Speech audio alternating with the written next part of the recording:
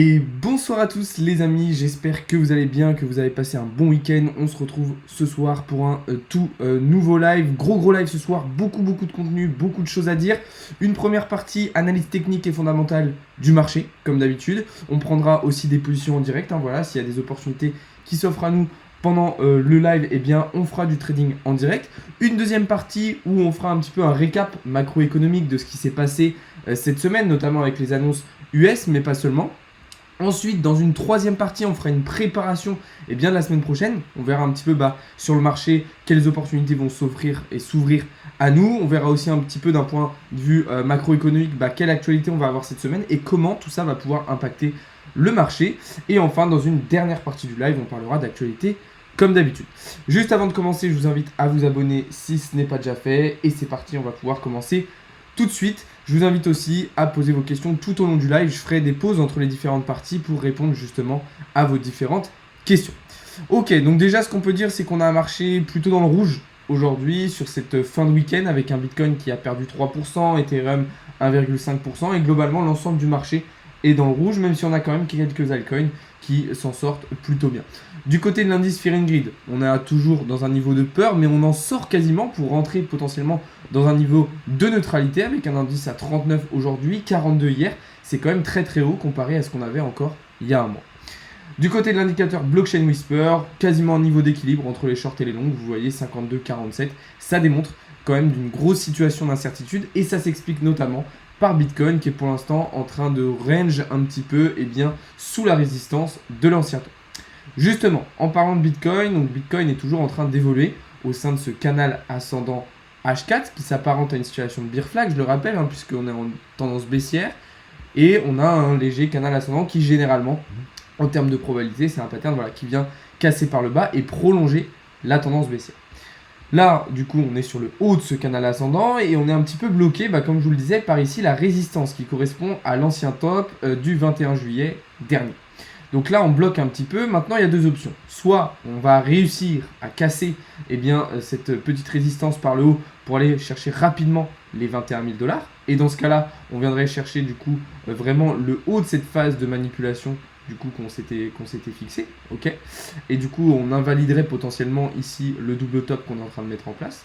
Ou bien, on est rejeté par la résistance. Et dans ce cas-là, on reviendra travailler dans un premier temps sur le support des 21 000 $ et probablement ensuite vers les 20 000 pour ensuite probablement rentrer dans la phase donc de liquidation, d'expansion qu'on aura ici pour aller chercher un nouveau bottom.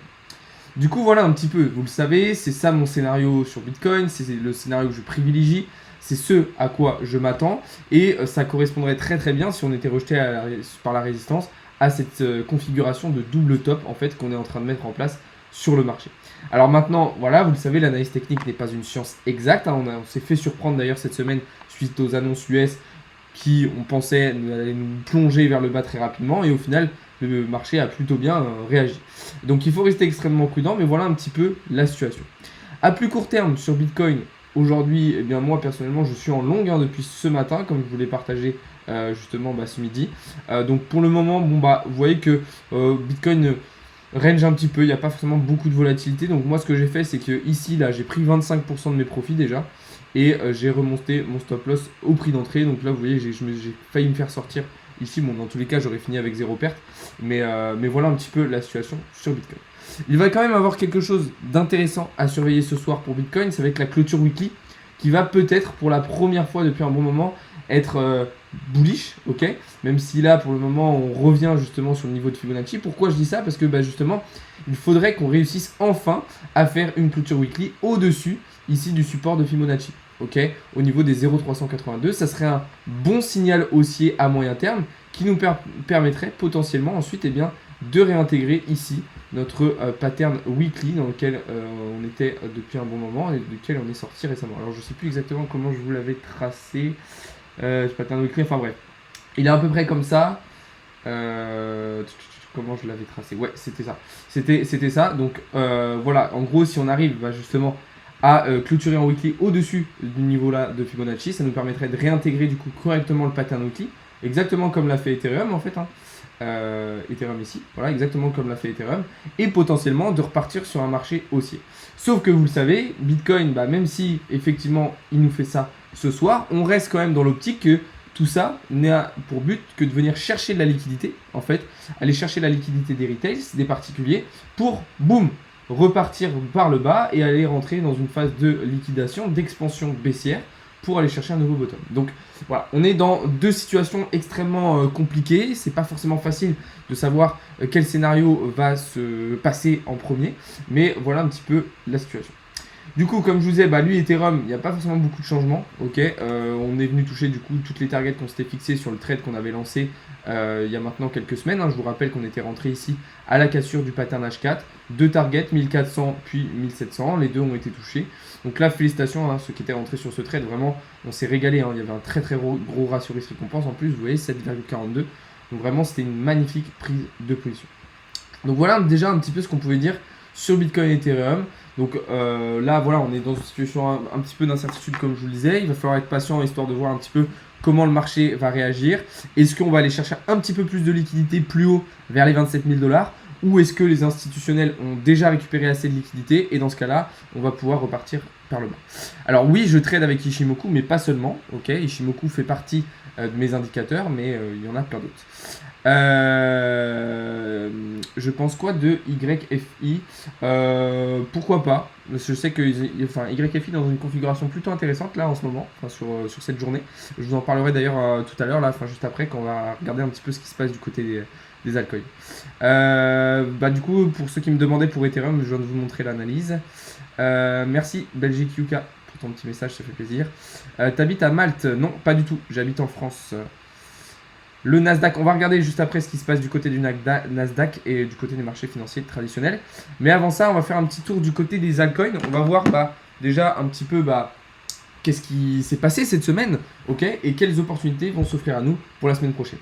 Pourquoi je vais vous montrer en fait ce qui s'est passé cette semaine? Parce que je vais vous montrer tout simplement les résultats qu'on a eu dans le serveur Discord cette semaine, puisque ces résultats-là, ils ont été exceptionnels, ok, vraiment on a eu une très belle semaine dans le serveur Discord. Je vais vous montrer ça tout de suite les amis. Vraiment, on a fini la semaine avec 28 take profit touchés pour seulement 4 stop loss. Donc vraiment une semaine archi rentable. Vous voyez, je vous ai mis tous les résultats. Donc pour ceux qui ne sont pas dans le VIP, vous pouvez tout simplement voir ces résultats ici, dans la partie discussion.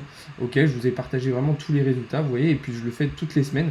Donc vraiment, on s'est régalé cette semaine dans le serveur Discord. Si vous voulez venir encaisser avec nous, c'est simple, vous cliquez sur le lien dans la bio. Ensuite, vous allez dans la partie devenir premium juste ici et vous pourrez choisir l'offre qui vous correspond. Je rappelle que cette semaine, j'ai lancé une nouvelle section aussi sur le serveur Discord. C'est la partie trading au risque. Du coup, là, une fois par jour, je vous partage une position. Mais alors, c'est des positions vraiment, là, je recommande pas pour les débutants. C'est vraiment des prises de position pour des personnes qui ont déjà un petit peu d'expérience, qui ont une bonne gestion du risque, une bonne gestion de leurs émotions et surtout des capitaux assez intéressants. Parce qu'on va quand même prendre des gros risques. Vous voyez quand même qu'on part sur des montants importants et avec des gros effets de levier. Alors, c'est des prises de position très rapides, c'est sur du très court terme. D'ailleurs, pour l'instant, les résultats sont très bons. Mais voilà un petit peu. Mais en tout cas, cette semaine, du coup, on a eu des très bons résultats, comme je vous disais, du coup, dans le VIP, sur le serveur Discord. Je vais vous montrer d'ailleurs quelques-unes des meilleures positions qu'on a pu prendre cette semaine, en commençant par ATA. Ok, l'ATA, c'était un trade en plus que je vous avais partagé, une analyse que je vous avais partagée sur Twitter, ok, et sur TikTok. Donc là, vous aviez vraiment aucune excuse pour louper cette opportunité. Donc ATA, c'est simple, on avait ce gros triangle de compression en H4. Boum, on a attendu la cassure et puis surtout ici le rebond sur la Kijun, ok. Et puis boum, on est parti chercher déjà les premières targets qu'on s'était fixées. Après voilà, moi sur ce trade, je vais être un petit peu gourmand. C'est-à-dire que voilà, je vais attendre que ATA continue d'aller vers le haut, aller chercher des targets un petit peu plus loin, parce que je pense que ça pourrait être très intéressant. Du coup, voilà un petit peu déjà pour cette première prise de position. Ensuite, sur AVAX, on avait quelque chose de très intéressant cette semaine aussi, en H1.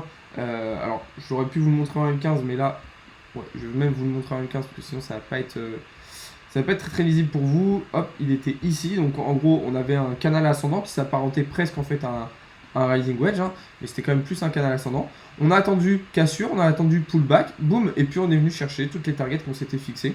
Donc là aussi, c'était un trade que je vous avais partagé dans le serveur Discord, donc félicitations à ceux qui ont suivi le call. C'était une magnifique prise de position, un ratio risque récompense de 5, vraiment très intéressant.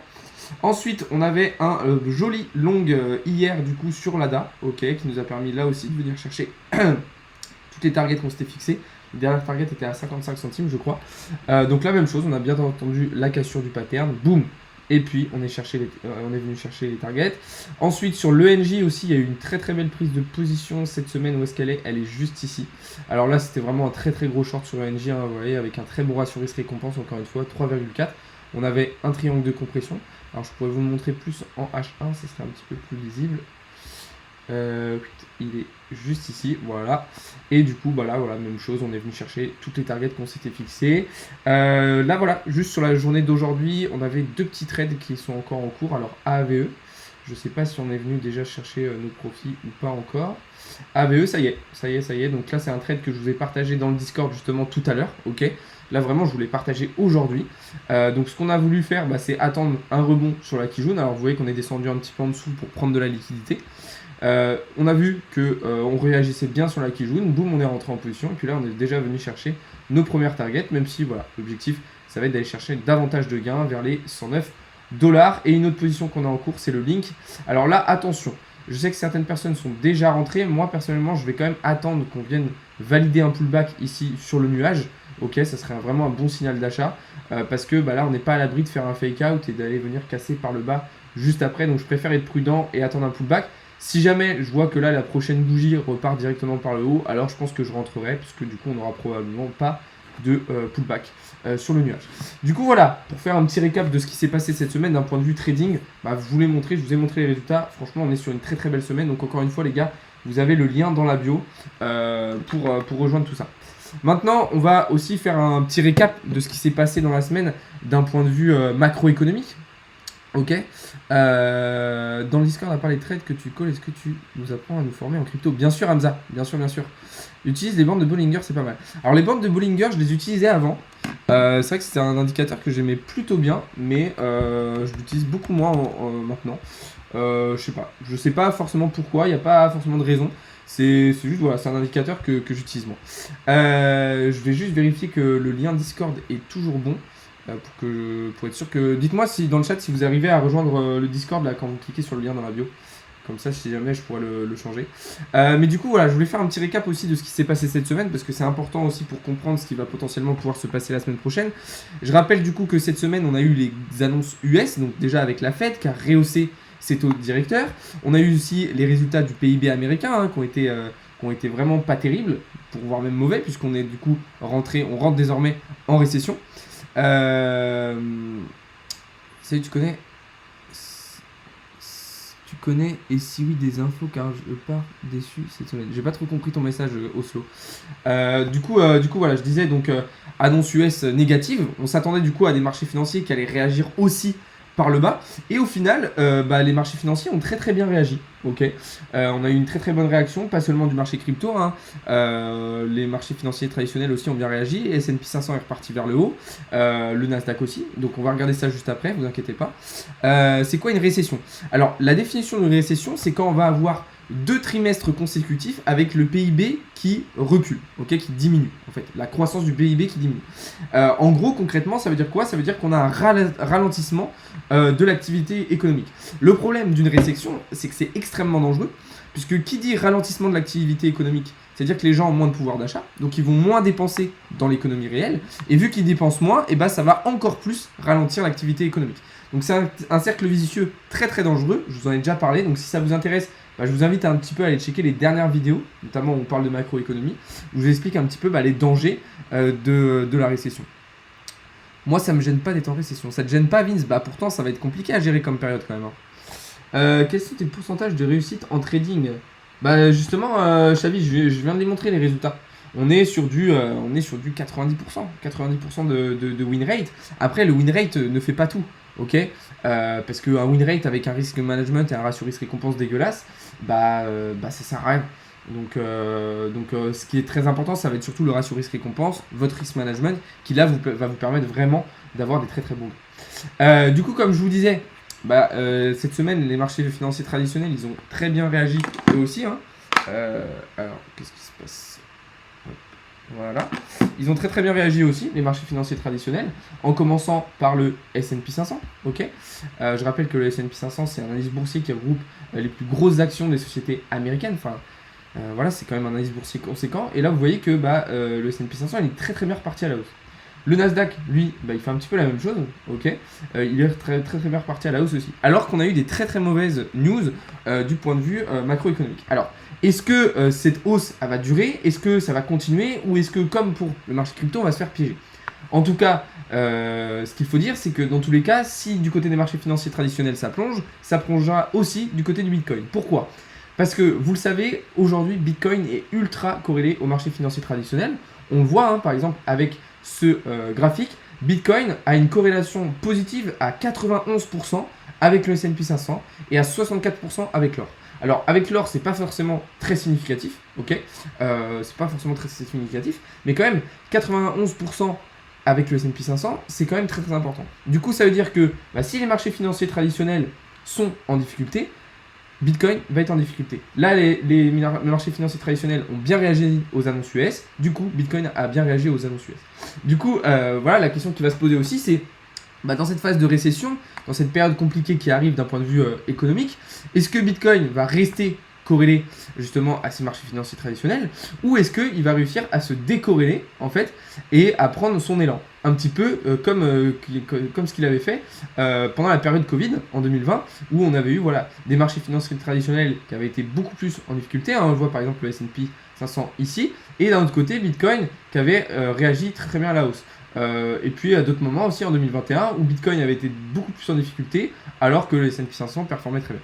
Donc c'est un petit peu la question là des prochaines semaines et des prochains mois de savoir un petit peu comment va réagir Bitcoin. Est-ce qu'il va rester corrélé ou pas du tout. Du coup voilà un petit peu pour faire un récap de ce qui s'est passé cette semaine. Je vais répondre à quelques-unes de vos questions et ensuite on va pouvoir passer du coup sur la préparation de la semaine prochaine. On va voir un petit peu d'un point de vue macroéconomique quelles vont être les dates importantes à retenir de la semaine prochaine. T'as